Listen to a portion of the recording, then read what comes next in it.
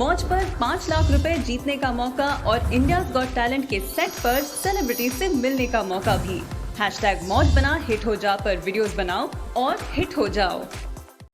नमस्कार, one India Hindi में आपका स्वागत है। मैं हूं अभिषेक। उत्तर प्रदेश के सीएम के रूप में योगी आदित्यनाथ ने शुक्रवार को दूसरी बार शपथ ली। योगी आदित्यनाथ के सीएम पद की शपथ लेने के बाद केशव प्रसाद मौर्य ने एक बार फिर से डिप्टी सीएम पद की शपथ ली। बड़ी बात यह है कि उत्तर प्रदेश विधानसभा चुनाव में कौशाम्बी जिले की सिराथू विधानसभा सीट से केशव प्रसाद मौर्य को हार का सामना करना पड़ा था। इसके बावजूद उन्हें डिप्टी सीएम का पद मिला है। इसके पीछे केशव प्रसाद मौर्य की यूपी की सियासत पर पकड़ और वोट बैंक की राजनीति है। केशव प्रसाद मौर्य ओबीसी समाज के बड़े चेहरे हैं। यूपी विधानसभा चुनाव के पहले जब स्वामी प्रसाद मौर्य ने बीजेपी छोड़कर सपा का दामन थामा था, उस समय केशव प्रसाद मौर्य ही थे जिन्होंने ओबीसी समाज को एकजुट रखा था। केशव मौर्य का जन्म 7 मई 1969 को कौशाम्बी जिले में धनपति देवी और स्वर्गीय श्यामलाल मौर्य के घर में हुआ था। वो कौशाम्बी के सिराथू के कसिया गांव के रहने वाले हैं। उनके पिता श्यामलाल चाय की दुकान चलाते थे।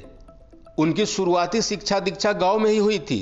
ऐसा भी कहा जाता है कि बचपन में केशव प्रसाद भी पिता की दुकान चलाने में मदद करते थे, अखबार भी बेचते थे। केशव प्रसाद मौर्य को जमीनी स्तर का नेता माना जाता है। वो 2012 में सिराथू से बीजेपी के पहले विधायक बने थे। इसके पहले वो 2002 का विधानसभा चुनाव हार गए थे।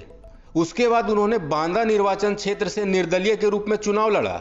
वो इलाहाबाद विधानसभा क्षेत्र से 2007 के विधानसभा चुनाव भी भाजपा के टिकट पर हार गए थे।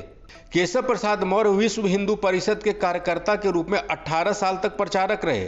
साल 2002 में इलाहाबाद शहर पश्चिमी विधानसभा सीट से उन्होंने भाजपा प्रत्याशी के रूप में राजनीति की शुरुआत की। 2012 के चुनाव में उन्हें सिराथू विधानसभा सीट से जीत मिली। यह सीट पहली बार बीजेपी के खाते में आई थी। 2 साल तक विधायक रहने के बाद केशव मौर्य ने फूलपुर लोकसभा सीट पर भी पहली बार बीजेपी का झंडा फहराया था। मोदी लहर में इस सीट पर केशव प्रसाद मौर्य ने इतिहास बनाया था। इस जीत के बाद उनका कद बढ़ता चला गया।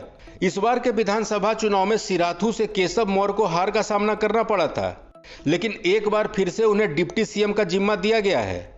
अब सवाल यह उठता है कि केशव प्रसाद मौर्य विधानसभा चुनाव हार गए, फिर डिप्टी सीएम कैसे बन सकते हैं?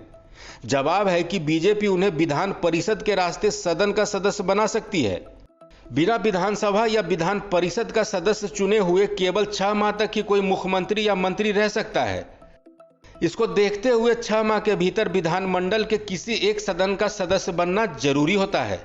इस अपडेट में इतना ही। दूसरी खबरों के लिए बने रहिए हमारे साथ।